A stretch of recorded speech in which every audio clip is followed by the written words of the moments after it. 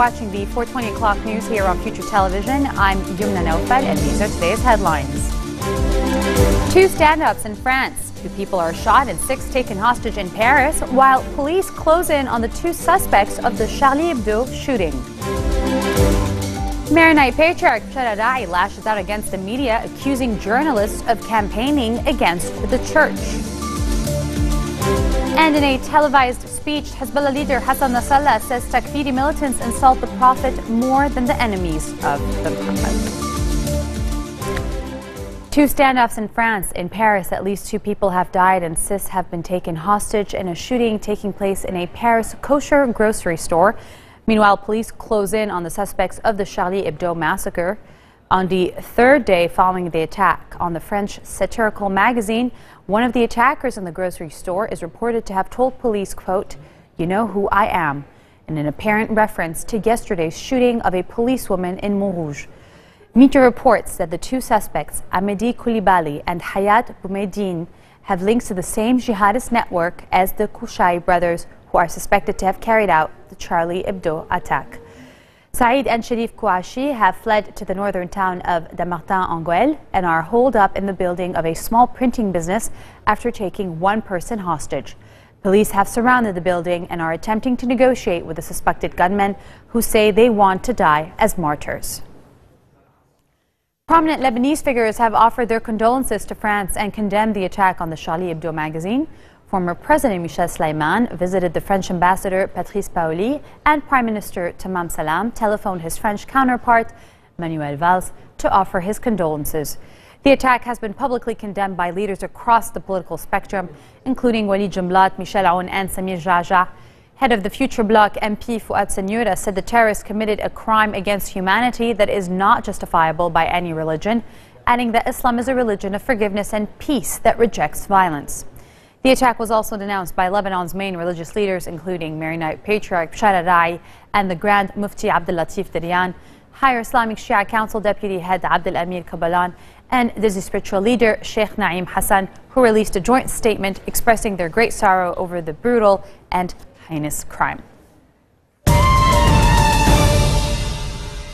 Maronite Patriarch FutureTV is criticizing TV shows and journalists for contradicting moral values, he says, after several media reports about alleged corruption in religious institutions. Speaking to reporters from the seat of the Patriarchate in Kirki, Rai called the allegations a media campaign against the church and Christianity, accusing some writers and TV shows of violating sanctity and resorting to deception and lies for money-making purposes. He asked the media figures and journalists present to be neutral and objective when broadcasting the ongoing incidents. Hezbollah leader Sayyid Hassan Nasrallah used very strong words to condemn cruel and brutal Takfiri militants, calling their practices obscene, appalling and inhumane. In a televised address during the Al-Imdad Association ceremony, the Hezbollah leader lashed out against those committing terrorist acts in the name of Islam, claiming they have insulted the Prophet of God like no one else has throughout history. This is, of course, an alleged reference to the recent attacks in France. Nasrallah called for solidarity amongst Muslims and for the isolation and eradication of Takfiri terrorists. He also praised the ongoing future Hezbollah dialogue, saying it is serious and it benefits the entire country. The massive blizzard named Zina, which has ravaged Lebanon since Wednesday, has finally started to subside, but dramatic weather conditions are in no way over. Many of the roads in the central Bekaa Valley that were cleared from snow yesterday, including the Beirut-Damascus highway, were blocked again for heavy snowfall overnight and had to be cleared several times today by Army and civil defense teams. In Akkad, snow fell at altitudes as low as 200 meters, leaving some villages in the region buried under up to 1.5 meters of snow. The snowfall has also blocked roads in the southeastern district of Rashaya, cutting off several towns. The meteorological department at Beirut's Rafiq Hariri International Airport warns of a further drop in temperature today, with temperatures ranging between 5 and 12 degrees on the coast, -3 degrees in the mountains, and -3 to 5 degrees in the Bekaa. And all this winter is affecting, of course, the refugees. The snowfall and low temperatures in the Bekaa could be disastrous for the large number of Syrians living in makeshift tents and informal settlements. At least 5 refugees, including a 3-month-old baby girl and 2 other youngsters, have already died due to the weather and the freezing temperatures. The United Nations High Commissioner for Refugees reports conditions have been especially bad in the higher elevation camps near Arsel in northern Lebanon. The storm also marked a grim milestone for Syria on Wednesday. It became the first day in 3 years with no reported casualties, according to the Syrian Observatory for Human Rights, as the harsh weather temporarily stopped the violence on both sides. Sports Minister Faisal Karami, the son of two-time Minister Omar Karami, remembered his father at a news conference in the northern city of Tripoli today. Eulogizing his father and mourning the loss of a leader, a teacher, and a father, Karami vowed to move forward in his father's footsteps, who he said was committed to pan-Arabism, the Palestinian cause, and a democratic, modern Lebanese state. He also thanked everyone for the sympathy and support his family has received after Karami passed away the 1st of January at the age of 80. Progressive Socialist Party leader MP Walid Jumblat says he will seal off the road outside the controversial Naameh dump on January 17th, the date set by the government to close the landfill in the Shuf town. His remarks, published in newspaper Al Akhbar, comes after the cabinet failed to reach an agreement yesterday on a plan to treat solid waste in Beirut and Mount Lebanon.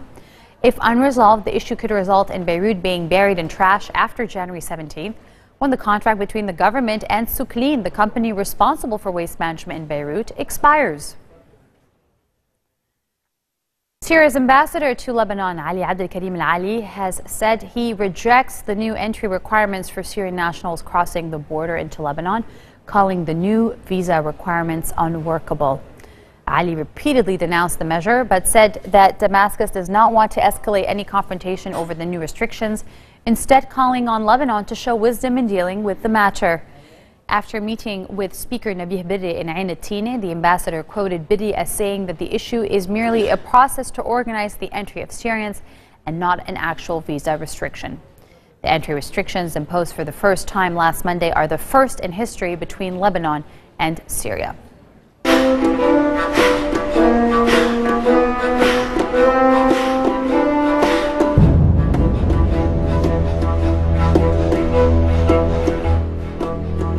An attempt by the Nusra Front and other Sunni militants overnight to capture 2 Shia villages in the north of Syria have been repelled, activists on both sides of the war say.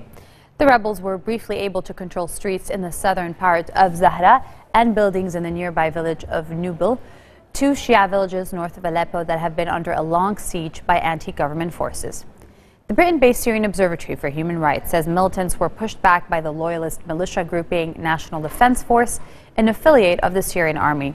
Pro-government activists published photos on social media that they said showed the bodies of Nusra Front fighters in a ditch near the villages, but the authenticity of the photos are yet to be confirmed.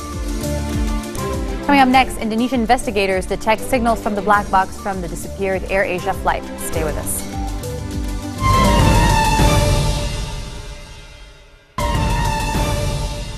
Welcome back. You're watching the 4:20 o'clock news on Future Television. The UN Refugee Agency, UNHCR, says war in the Middle East, Africa, and elsewhere has uprooted an estimated 5.5 million people during the first 6 months of 2014 alone.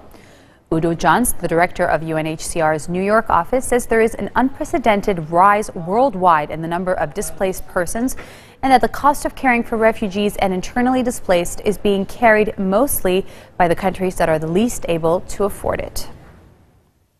The latest report that the UNHCR just issued shows that the conflicts that are currently besetting us in the world have resulted in an unprecedented rise in the number of those forcibly displaced, both internally as internally displaced persons as well as refugees in the neighboring countries who bear the brunt of that burden, inevitably. Some people clearly are as desperate as taking to boats to reach safety further afield, which has resulted in over 200,000 people, for example, crossing the Mediterranean or attempting to cross the Mediterranean this year, and over 4,000 people drowning in the exercise. That is a figure that we have not seen for a long time. As long as old conflicts don't die and new conflicts are adding to the burden, I think we are bound to see an increase in the number of forcibly displaced in the world. Clearly that stretches the capacity of countries in the vicinity of the conflict states to an extent where by now every fourth person in Lebanon, for example, is a refugee from Syria, and has stretched the capacity to the limit. The Egyptian Election Commission announced Egypt will hold a long-awaited parliamentary election starting March 22nd. The chief of the election committee, Ayman Abbas, says voting will take place in phases in Egypt's 27 provinces and among Egyptians living abroad. The country has been without a parliament since June of 2012, when a court dissolved the democratically elected main chamber. The parliamentary election is the final step in a political roadmap the army announced in July of 2013 after it toppled President Mohamed Morsi. The government is hopeful these elections will help deliver political and economic stability after nearly 4 years of turmoil. In other news, Maithripala Sirisena has been sworn in as Sri Lanka's new president after the incumbent Mahinda Rajapaksa conceded defeat in the tightly contested election. Sirisena has thanked the opposition for allowing a fair election that officials have described as one of the most peaceful in the island's history. Sirisena is a former ally of the ruling party, but deserted Rajapaksa and changed sides to become the opposition's candidate in November, vowing to root out corruption and bring constitutional reforms to weaken the power of the presidency. Indonesian investigators have detected pings in the search for the black box from the AirAsia flight that crashed in the Java Sea. The pings have been detected nearly 300 meters away from the aircraft's sunken tail section, which was discovered on Wednesday. The black box flight recorder is crucial to the investigation as it contains details of the plane's last moments and can shed light on the cause of the crash. The AirAsia flight vanished from radar screens on December 28th with 162 passengers on board, and no survivors have been found since. During a speech at the United Nations General Assembly, UN Secretary General Ban Ki-moon detailed his agenda for 2015, focusing on issues of development, peace, and human rights. During his speech, he also issued a personal appeal for the release of children kidnapped by extremist groups. My heart aches at the thought of the suffering of the girls and boys kidnapped by the brutal extremist groups Boko Haram and Daesh. I would like to make a special appeal to the conscience of all those involved in senseless violence. It is in your power to end these acts and to save lives. As a Secretary General and as a father and grandfather, I appeal for the immediate and unconditional release of all abductees so that they can return to their families and resume their lives. I want to make a special appeal for tolerance and understanding. In far too many places, we have seen acts of terrorism, extremism, unspeakable brutality, and a deeply worrying escalation of tensions between communities and within societies. Addressing this discord in a manner that solves rather than multiplies the problem may be the greatest test our human family faces in the 21st century. Giving in to hatred and sowing division only guarantees a spiral of violence, precisely what terrorists seek. We must not fall into that trap. We need to find a way to live together in peace, in harmony, in full respect of universal human rights and fundamental freedoms.